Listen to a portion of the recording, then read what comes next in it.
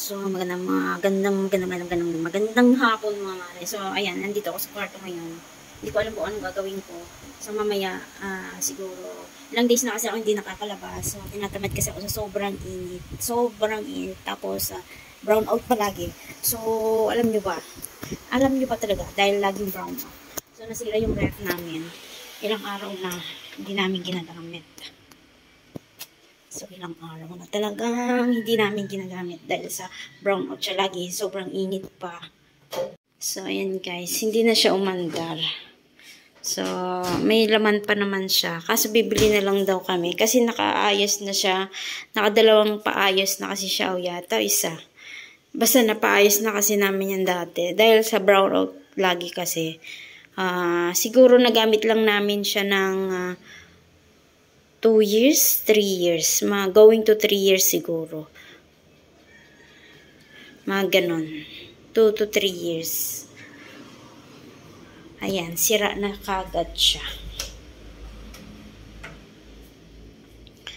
Pag ganito talagang brown out, dapat kailangan mo talaga tanggalin saksakan. Kung hindi, ay nako.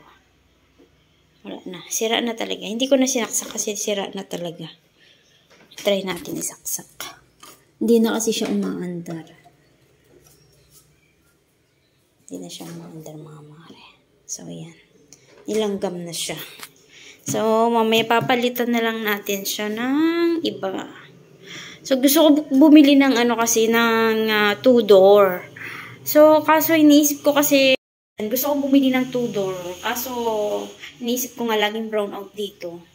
So, bumili naman kami ng siya, yung 120, 220 yung tinatawag na para pag nag-brown out, hindi siya basta-basta masira.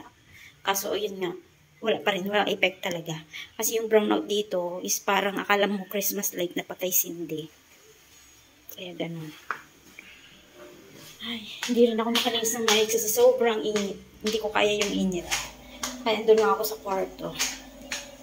So, ayan, malapit na naman ang bakasyon. Kaso hindi sabay-sabay yung bakasyon ng mga bata. Magbakasyon man yung isa mag-e-exam pa lang, kaya hindi sabay-sabay yung bakasyon nila. So, eto yung pang-apat ko yung senior high. So, laging suspended yung klase nila dahil sa sobrang init. So, pangalawa kasi dito sa Masbate yung pinakamainit. Sobrang init talaga guys.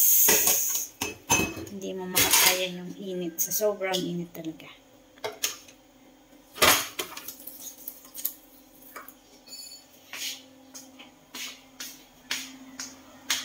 Sobrang init.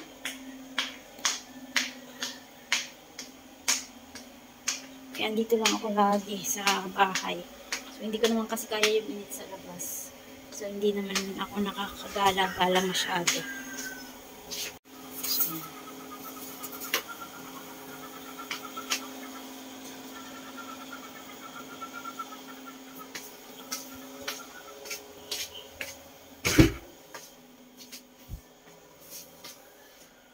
So, yung project ng anak ko.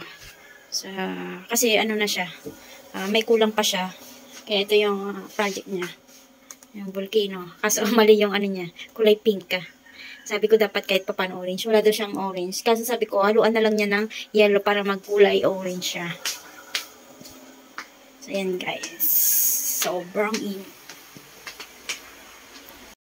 So, gusto ko sumama sa asawa ko papuntang city sa Masbate. Kasi malapit lang kasi sa dagat yung bodega dun. Kaso, hindi naman pwedeng maligo dun kasi medyo nga yung gilid. So, na-video ko na kasi nang nakaraan.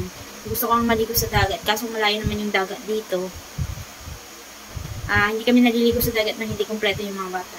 So, ayoko maligo sa dagat na hindi kompleto yung mga bata.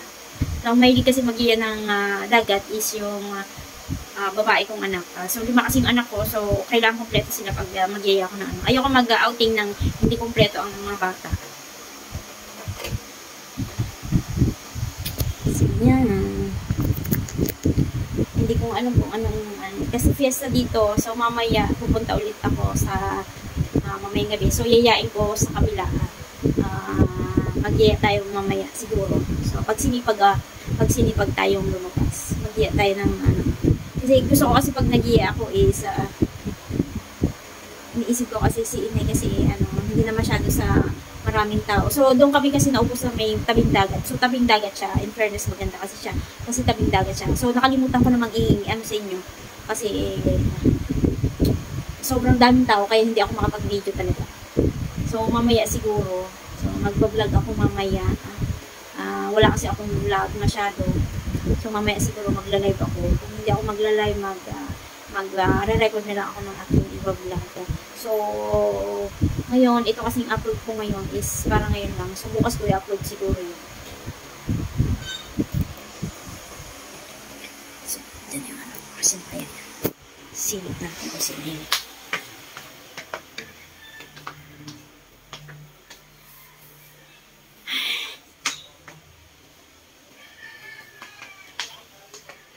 So, gusto ko mag-drive. So, dito yung dalawa.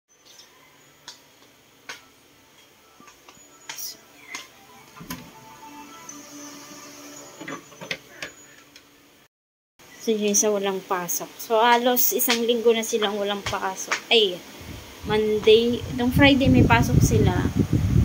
Kaso ngayon suspended. So, ilang days na silang walang pasok. Baka Friday may exam sila. So, hopefully may na sila para matapos na yung klase nila. Kasi by next year yata, isusunod ata nila yung bakasyon na by April. Ganun. April at saka May. Sobrang init kasi ng mga ganitong panahon.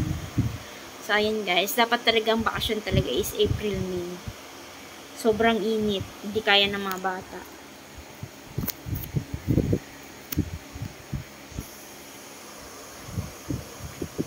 Ay, naku. So, ayan. Nandito na lang ako sa aking lungga.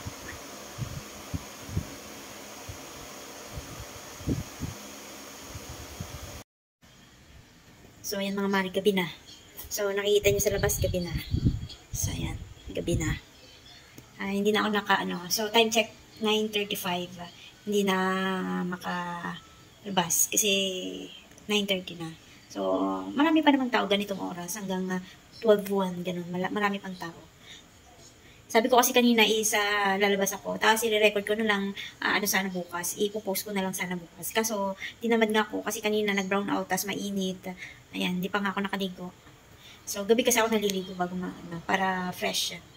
Kaso, mainit kasi ang tubig sa hapon. Sa tangki kasi galing yung tubig namin.